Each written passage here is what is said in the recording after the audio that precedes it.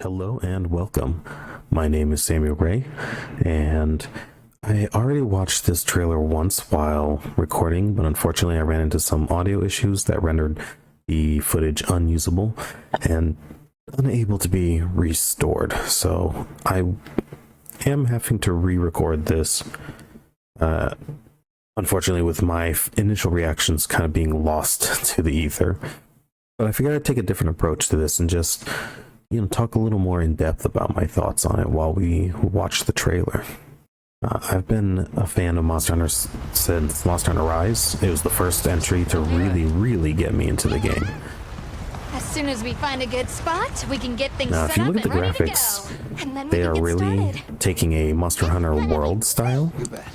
And, I mean, I hope we find them soon. really high graphical fidelity and stylings. Also, a lot more dialogue, and even the Palico is talking using human speech, which is an interesting change. That's never been done before. And from what I heard, it's toggleable. I've never heard of a Karatnoth herd this big before. I wasn't expecting the name Karatnoth, Spikes on its back. but those are the ones that, with the spikes on the back, acted as lightning rods during the storm. So either it's like a mutated version or like a male version of a Karatnoth. This creature looks really weird. Its eyes look pretty closed, so like it operates off of smell and or hearing.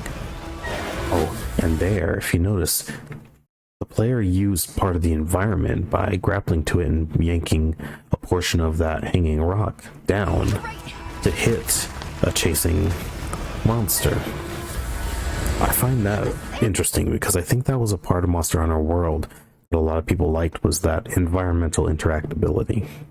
So this is an interesting way to kind of evolve that.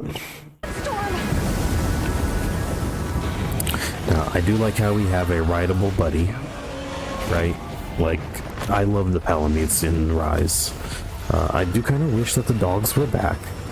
Now commencing the hunt. But I'm fine with the bird dog thing, and then I really like this transition straight from cutscene into gameplay without any loading. By order of the That's guild. clean. If that's truly how it works in the game, I like it. And obviously they're playing without the UI on for trailer purposes. By order But of right there you can see when camera control was snapped on, so to speak. And then I do like how this that guy threw a smaller monster at him. You don't see that in Monster Hunter ever either. Now this looks like kind of a cross between a Tetsukabra and a Tetranodon, which I find interesting, especially considering it seems to be a mostly desert-like region with the occasional oasis. But to have an amphibian like this also has a long tongue like a Puke, so it's kind of a mixture of a bunch of amphibious monsters from the past. Also, I like this weapon. Look at that, how he countered its attack by attacking head on.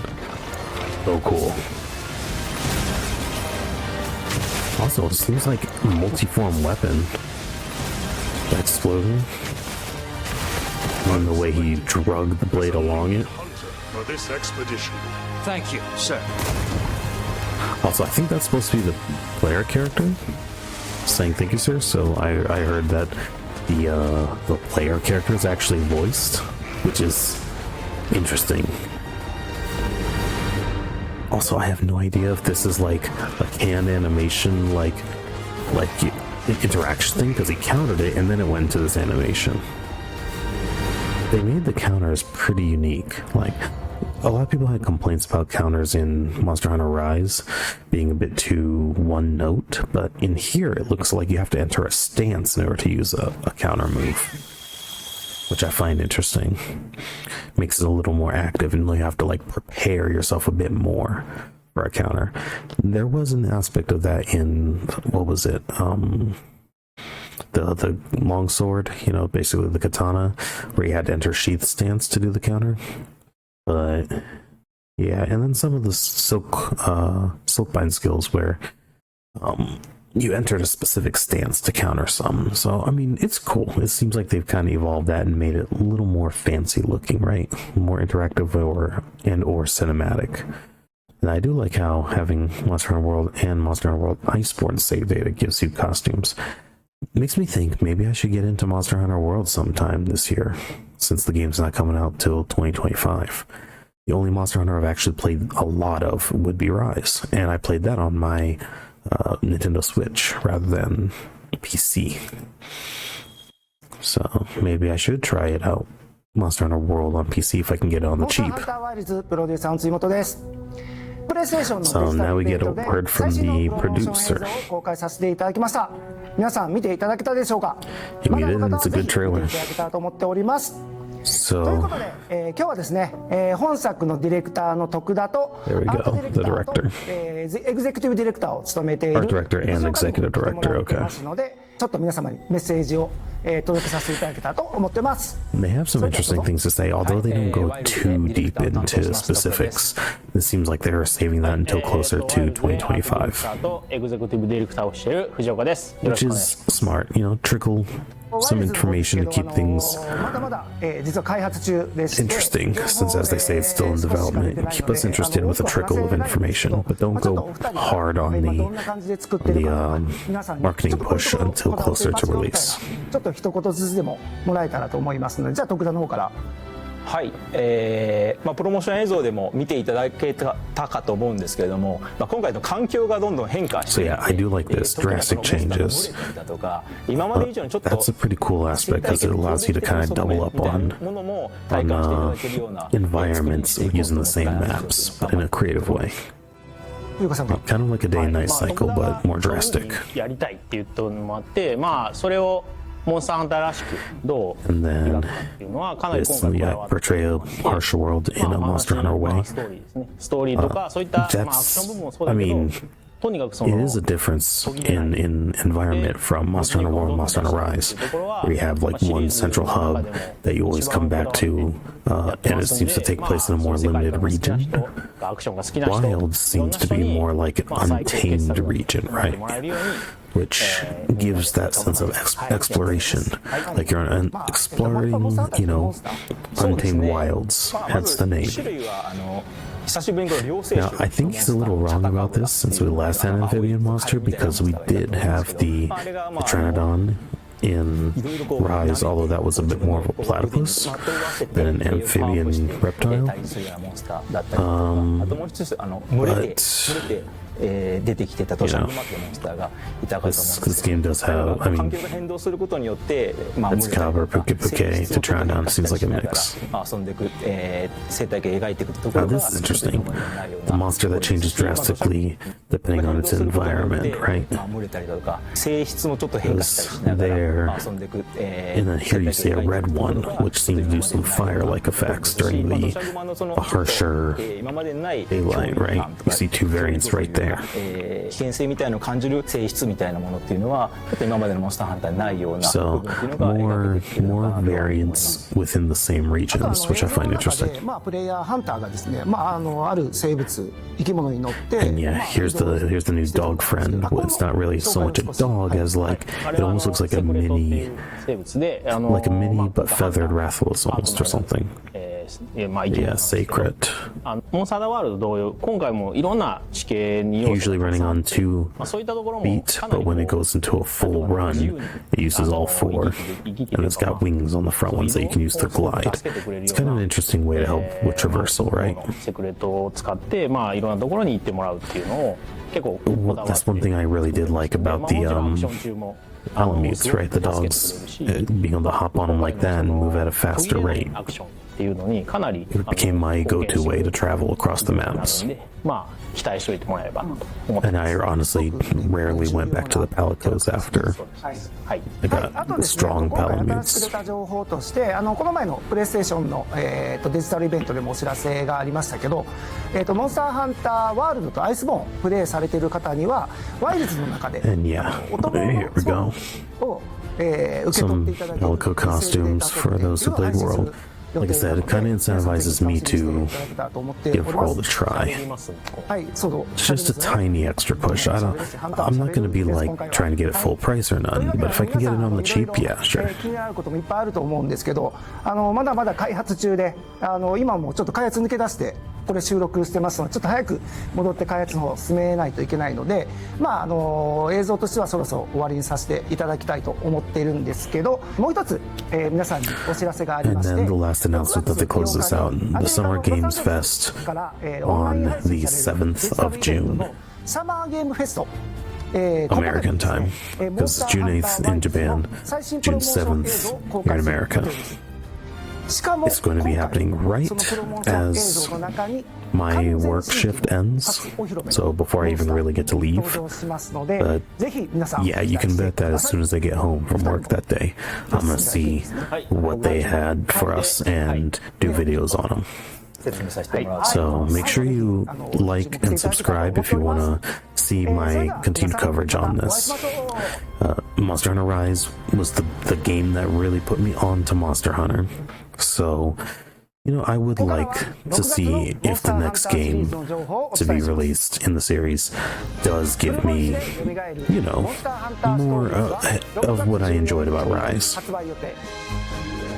Now, I will say that it's kind of seems to be going more in the direction of being a sequel to World rather than to Rise.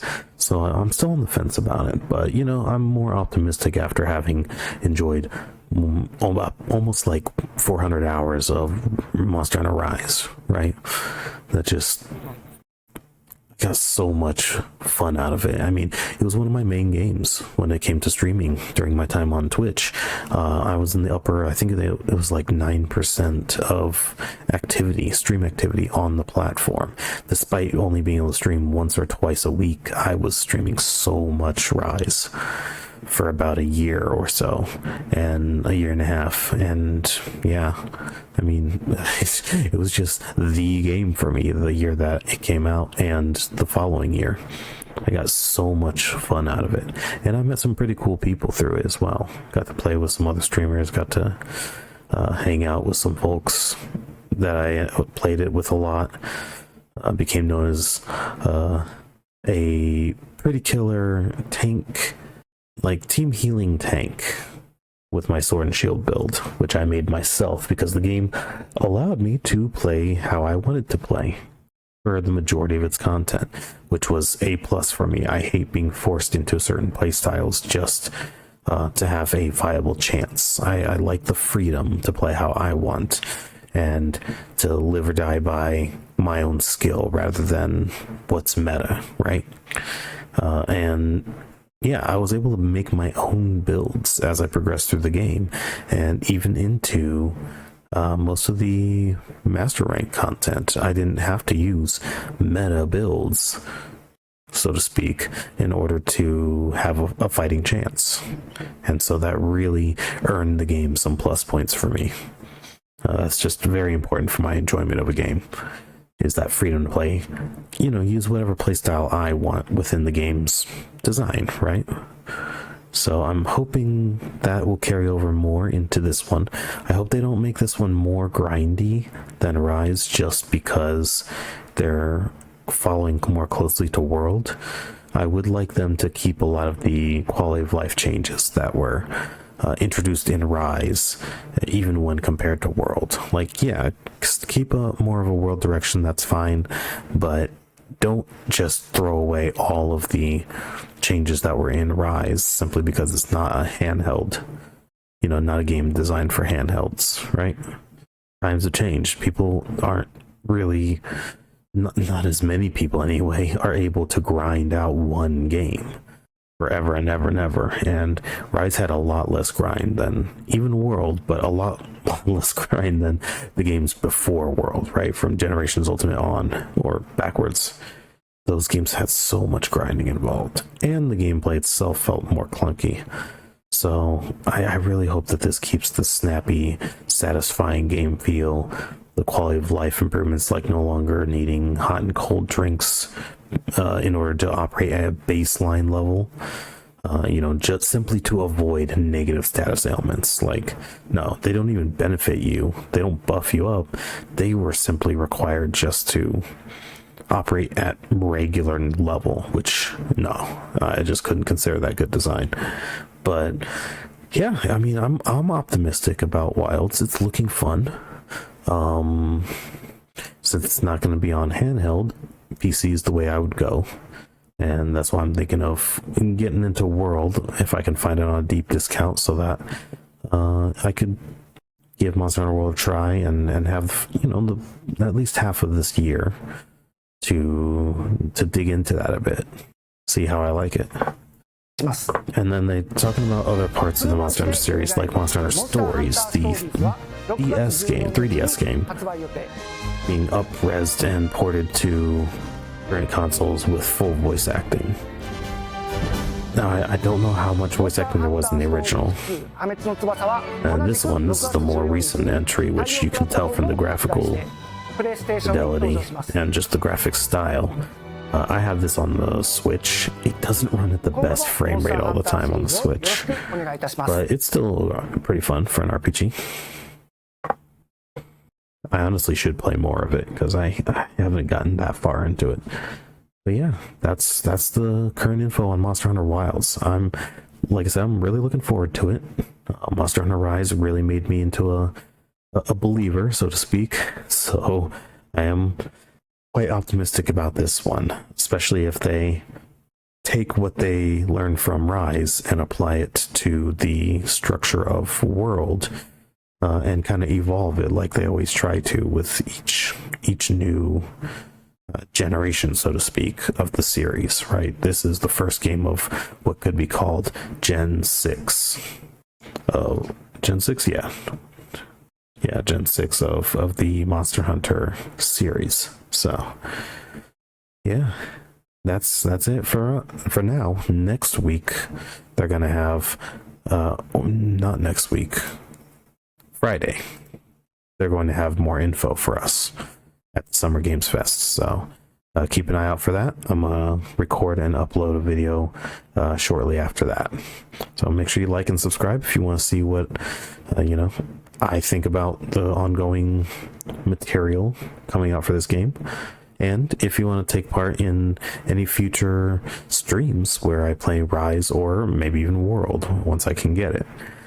It's, like I said, a very integral part of my streaming, I almost said streaming career. It's not a full-time thing for me at all. But, my time as a streamer. And, I would like to get back into it, with some fresh new stuff sometime soon. Or at the very least, stuff I have not yet experienced. I do like some fresh experiences, especially in gaming. I like variety, right? And it has been a little while since I last was heavy into Monster Hunter Rise. Let me know what you think about all this, about the information they've given us, and what you hope that they put in the design of the games going forward, whether that be mechanics or weapon sets or armor sets or monsters. Like, what's your favorite monster from the series that you hope makes it into this one? My favorite would definitely be Zinogre, and I could totally see them doing some cool things with regional Zinogres in this game, in this region. Especially with the whole sandstorms and lightning storms and stuff. Like, you gotta have a Zinogre, right? Heck, a Zinogre could probably spark up a lightning storm, and then that interacts with those monsters with the lightning rod spikes on their back. So yeah, I'm hoping to see that one there. Also, I love Zinogre's armor set, so I would totally... It was the first full armor set I actually grinded for in Rise. I literally just fought Zinogre over and over and over until I had the full armor set and his weapon for 2 of my weapon types. So I do hope they bring that one back.